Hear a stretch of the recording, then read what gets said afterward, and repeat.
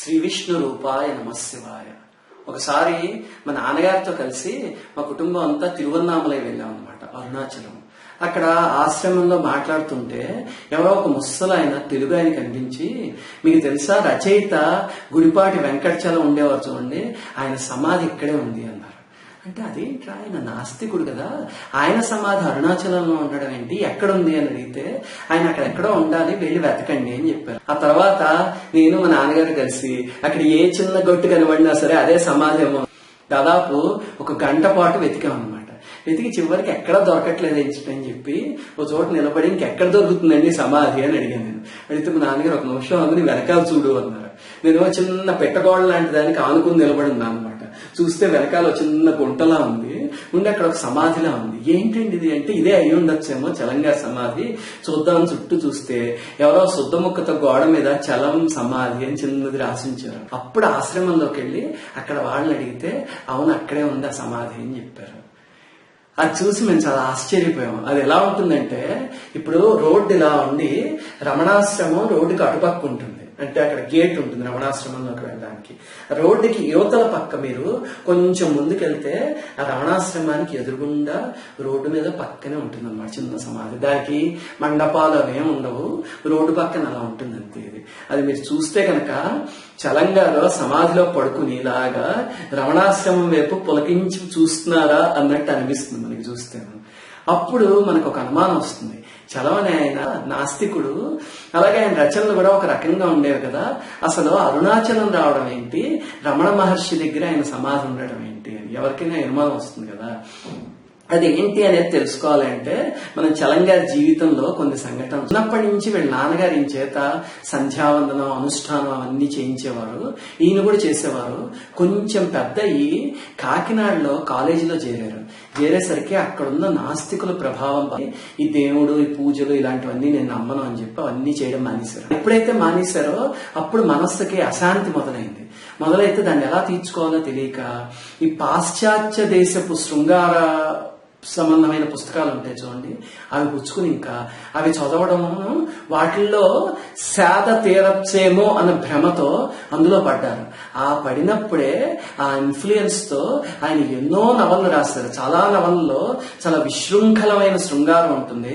అలాగే కొన్నిటిలో అయితే బాధాకరంగా ఒక భార్య ఒక భర్తతోనే ఎందుకు ఉండాలి, ఏదో తనకి నచ్చిన వాడితో ఎందుకు వెళ్ళిపోకూడదు, అలాగా ఒక రకమైన థాట్ ప్రాసెస్ ఉంటుంది.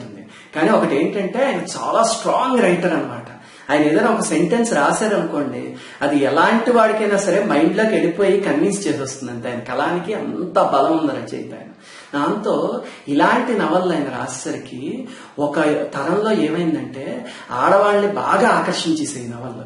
ఆకర్షించి ఇదేంటి ఇంట్లో ఏదో మడి కట్టుకుని వంట చేసుకుంటాం, మనకి ఎందుకు పూజ చేసుకోవడం, ఇవన్నీను హాయిగా ఈ నవల్లో ఉన్నట్టుగా స్వేచ్ఛగా వెళ్ళిపోవచ్చు కదా అని చెప్పి ఎంతో మంది ఈ కుటుంబాల్ని వాటిని వదిలేసుకుని బయట రోడ్డు ఎక్కేసిన వాళ్ళు బోల్డు మంది ఉన్నారు.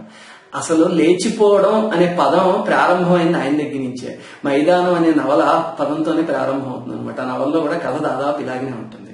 అలాంటివి రాశాక ఒకసారి ఏమైందంటే, ఆంధ్రాలో ఆయనకి అప్పట్లో లక్షల మంది అభిమానులు ఉండేవారు. 1936లో ఈయన జీవితంలో ఒక బ్రేక్ త్రూ కలిగిందను. ఎంతసేపు ఆయన లోపల ఏదో ఒక ఆవేదన ఉండేది. ఏమిటి, ఎక్కడికి వెళ్తున్నాను నేను, ఏమి చెయ్యాలని వచ్చాను, ఏం చేస్తున్నాను అని అది అర్థం కాని స్థితిలో ఉండేవారు. ఏదో ఒక రకమైన నిత్యం ఒక ఆవేదనలో కొట్టుకుపోయేవారు. అలాంటప్పుడు ఈయన స్నేహితులు ఒక ఆయన చింతా దీక్షితులు అని, ఆయన కూడా రచయితే. ఆయన నువ్వు రమణాశ్రమానికి రావాలి, నాకు కూడా తీసుకెళ్తాను రా, అక్కడికి వస్తే కనుక నీ మనస్సులో ఉన్న ఆవేదనకి ఒక పరిష్కారం దొరుకుతుంది అని చెప్పి రమ్మన్నారు. రమ్మంటే చలంగారు నాకు ఈ స్వాములు సన్యాసులు ఇలాంటివేవి నాకు ఇష్టం ఉండవు, నేను రాను అని కరాఖండిగా చెప్తే, అప్పుడు చింతా దీక్షితులు గారు అలా కుదరదు, నువ్వు నా స్నేహానికి విలువిచ్చేనా అక్కడికి రావాల్సిందే, వచ్చి తీరాలి అని బలవంత పెట్టారు. పెడితే అప్పుడు ఈయన అన్నారు, ఆయన ఫోటో చూశాను నేను, రమణ మహర్షి అనే ఆయన ఫోటోను, నాకు ఎప్పుడు చూసినా సరే విరక్తి వస్తుంది. ఆయన నవ్వు, ఆయన గెడ్డము, పెద్ద పొట్ట, గోచి అవన్నీ చూసి నాకేంటో విరక్తి వస్తుంది తప్ప నాకు ఆయన మీద సదభిప్రాయం లేదు. అక్కడికి నన్ను రమ్మంటావేంటి, నేను రాను అన్నట్ట. అంటే అప్పుడు ఈయన పోనీ సరదాగా పిక్నిక్ వచ్చినట్టు నాతో రా, ఒక స్నేహితుడితో పిక్నిక్ వచ్చాను అనుకుని అంటే, సరే అయితే ఇది బాగుంది కానీ ఒక కండిషన్, పిక్నిక్ వెళ్ళిన వాళ్ళు ఎవరికి ఇక్కడ దండాలు పెట్టాలి, ఇక్కడ కొబ్బరికాయ కొట్టాలి, ఇక్కడ ఇచ్చేయాలి, ఇక్కడ మఠం వేసి కూర్చోవాలి, ఇలాంటి కండిషన్స్ ఉండవు కదా, మరి నాకు కూడా అలాంటివి పెట్టకుండా నా ఇష్టం వచ్చినట్టు స్వేచ్ఛగా నన్ను ఉండనిస్తానంటేనే నేను ఆశ్రమానికి వస్తాను అన్నమాట. అంటే నేను ఆలోచించి సరే అయితే రా అన్నారు. అంటే వెళ్ళారనమాట. ఒక రోజు రమణ మహర్షి అరుణగిరి మీదకి వెళ్ళారు, అరుణాచలం కొండ మీదకి వెళ్ళి ఆయన వెనక్కి వస్తూ ఉంటే ఆయన దర్శనానికి అందరూ కూర్చుని ఉంటే చలం గారు, నేను ఈ వరుసలో ఎందుకు కూర్చోవాలి, నేను ఆ వచ్చే దారిలో మధ్యలో కూర్చుంటాను ఏ అని అడిగారు. అంటే వద్దు అందరూ అలా కూర్చున్నారు కదా అని దీక్షితులు గారంటే, నేను నీకు ముందే చెప్పాను నాకు రెస్ట్రిక్షన్స్ ఏవి ఉండకూడదని చెప్పి, నేను చూడు అసలు పని చేస్తాను, ఈ రమణ మహర్షిలా వస్తుంటే కనుక నేను సిగరెట్ తాగి ఆయన మీద పొగ వదులుతాను, ఏం చేస్తారు ఆయన అని అడిగారు. కోపడ్డారు అనుకోండి మహర్షి కాదు, వెళ్ళిపోయారు అనుకోండి ఆయన అవమానించినట్టు అవుతుంది, అంతే కదా. అందుకే వాళ్ళు చేస్తారు. అయ్యి బాబోయ్ ఈయన అనవసరంగా తీసుకొచ్చాను, ఈయన పరువు తీసేలా ఉన్నారు అనుకుని ఆ దీక్షితుల గారు తలబాదుకున్నట్ట. ఈ లోపల ఏమైంది, రమణ మహర్షి వస్తూ ఉంటే అందరూ వరుసల్లో కూర్చుని ఆయనకి దండం పెట్టుకుంటున్నారు. సరిగ్గా చలం గారు జనాలు దాటుకుని వెళ్లి కరెక్ట్ గా ఆయన వచ్చే చోట మధ్యలో నిలబడి ఇలా నడుము మీద చేతులు వేసుకుని ఇలా చూస్తున్నట్ట. చూస్తుంటే ఈ దీక్షితులు అనే ఆయన గబగబా వెళ్ళి వెనక్కి లాగేశారు. అలా నించోకూడదు మహర్షి వచ్చే దారిలో. లాగేస్తే రమణ మహర్షి వెళ్ళిపోతూ ఒక్కసారి వెనక్కి తిరిగి చలంగారి కళ్ళల్లో కలా ఒక్కసారి చూసి ఒక నవ్వు నవ్వారట. అంతే ఆ క్షణం ఈయనకి అసలు ఇంకా మనస్సులో లేదనమాట. ఆ చిన్న చూపుకి ఆ చిరునవ్వుకి దాసోహం అయిపోయి ఆ తర్వాత ఎక్కడో రాస్తారు చలంగా, ఆ ఒక్క చూపుతో ఇంతోటి చలాన్ని భగవాన్ జయించేసుకున్నారు పూర్తిగా తనలోకి అని. ఇంకా అక్కడి నుంచి ఆ భగవాన్ చూపు కోసం అని అర్రులు చాచి అరుణాచలంలో నెలల తరబడి ఉండిపోయారు. మళ్ళీ స్వామి ఎప్పుడూ ఆయనతో మాట్లాడలేదు.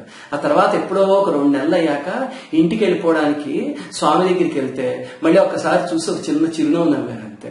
మళ్ళీ ఆ నవ్వుకి దాసోహం అయిపోయి మళ్ళీ ఎప్పుడు వెళ్ళిపోయాక మళ్ళీ ఎప్పుడు స్వామి దగ్గరికి వద్దాము అని చెప్పి మనస్సు అలా లాగేశారు. అలాగే ఇంటికి వెళ్ళి ఈ అనుభవం ఎప్పుడైతే చెప్పారో, చలంగారికి సౌరిస్ అని ఒక కూతురు ఉన్నారు.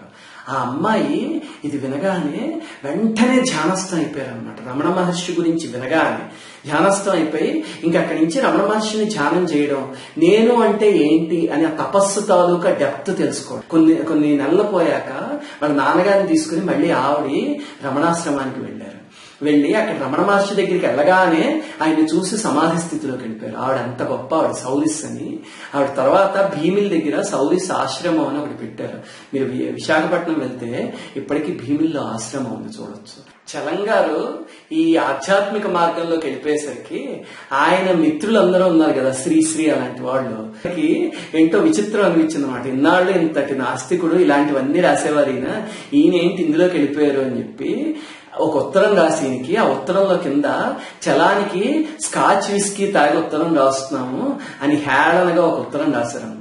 రాస్తే దానికి చలంగారు జవాబు రాస్తూ, ఇక్కడ సాటిలేని దివ్యోన్మత్తతనిచ్చే పానీయాన్ని తాగుతున్నాను నేను రోజు, రమణ మహర్షి అనుగ్రహం అనే పానీయాన్ని. మీకు కూడా ధైర్యం ఉంటే కనుక ఒక్కసారి అక్కడికి వచ్చి రమణ మహర్షి కళ్ళల్లోకి చూడండి, ఆ తర్వాత మీకు అర్థమవుతుంది నేను ఇక్కడ ఎందుకున్నాను. అందుకే నాకు ఇంకా స్కాచ్ విస్కీలు ఆ పాత నవళ్ళు ఇవేం అక్కర్లేదు అని చెప్పి వదిలేశారు. ఆ తర్వాత ఎవరో ఆయన్ని, మరి మీరు ఇన్ని నవళ్ళు రాశారు కదండి, మీరు జాతికి ఏం సందేశం ఇద్దాం అనుకున్నారు అప్పుడు అంటే, చలంగారు ఇప్పుడు అనుకుంటున్నాను ఎందుకు రాశానా అని చెప్పి బాధపడ్డట్టు కూడా. చివరికి ఆయన ఈ రియలైజేషన్ వచ్చాక భగవాన్ స్మృతులు అని రమణ మహర్షి మీద ఒక పుస్తకం రాశారు. అద్భుతమైన పుస్తకం అనమాట. అసలు దాని ఇంట్రడక్షన్ చదివితేనే మనకి ఎక్కడికో ఎంతో డెప్త్ ఉంది ఇంట్రడక్షన్. అంతలా ఎలా రాయగలిగారా, మనకి ఎంతో భక్తి పరిపక్వత ఉన్నవాళ్ళు తప్ప ఎవరు రాయలేనంత గొప్పగా రాశారు ఆ భగవాన్ స్మృతులు అనే పుస్తకాన్ని. అలాగా చలంగారు ఎన్నో సంవత్సరాల పాటు రమణాశ్రమంలో ఉండిపోయి, రమణ మహర్షి సమాధి అయిపోయిన తర్వాత కూడా అక్కడే ఉండిపోయి ఆఖరికి అక్కడే చనిపోయారు. అందుకే ఆయన దేహాన్ని ఆ రమణాశ్రమం ఎదురుగుండా రోడ్డుకి అవతల పక్క సమాధి చేశారు. ఇప్పుడు ఇదంతా వినగానే మనకు కొన్ని సందేహాలు వస్తాయి. ఏమండి, నేను ఇంతటి నాస్తికుల కింద బతికారు కదా, అలాంటి ఆయన మీద రమణ మహర్షి చూపు అలా పడగానే ఎలా మారిపోతారు, అసలు ఈజ్ ఇట్ పాసిబుల్ అని దాని గురించి కొంచెం ఆలోచిద్దాం. మొట్టమొదటిది ఏంటంటే ఖచ్చితంగా అది రమణ మహర్షి చూపు. ఎంతో మంది నాస్తికుల్ని రమణ మహర్షి ఒక్కసారి అలా చూడగానే వాళ్ళు అదంతా వదిలేసి దాసానుదాసులు అయిపోయారు రమణ మహర్షికి. అలా ఎంతమంది నాస్తికుల విషయంలోనూ జరిగింది. అది ఆయన చూపుకున్న గొప్పతనం, ఆయన మహాత్ముడు. అది కాకుండా వివేకానంద స్వామి ఒక మాట అన్నారు. ఏంటంటే a strong atheist is better than A weaker theist అన్నారు. అంటే మానసికంగా బలహీనుడైన ఒక భక్తుడు కన్నా ఒక నాస్తికుడు నయము అని స్వామి వివేకానంద అన్నారు అనమాట. ఎందుకంటే మన భక్తి చూడండి, చాలా సాధారణంగా పార్ట్ టైం భక్తి ఉంటుంది. ఎప్పుడో ఏ పరీక్షలు వచ్చో లేకపోతే ఉద్యోగానికి ఇంటర్వ్యూ వస్తేనో అప్పుడు ఒకసారి దేవుడి మందిరం దగ్గరికి వెళ్ళి దేవుణ్ణి ప్రార్థిస్తాం. మిగతా టైం అంతా మనకి లౌకికంలో గడిచిపోతుంది. కానీ నాస్తికులు ఎవరినైనా తీసి చూడండి, వాళ్ళు ఏ రకంగా భగవంతుడిని రాంగ్ అని ప్రూవ్ చేయాలా అని చెప్పి నిరంతరం భగవంతుడి గురించే ఆలోచిస్తూ ఉంటారు. ఇప్పుడు శిశుపాలుడి చరిత్ర తీసి చూస్తే మీకు తెలుస్తుంది.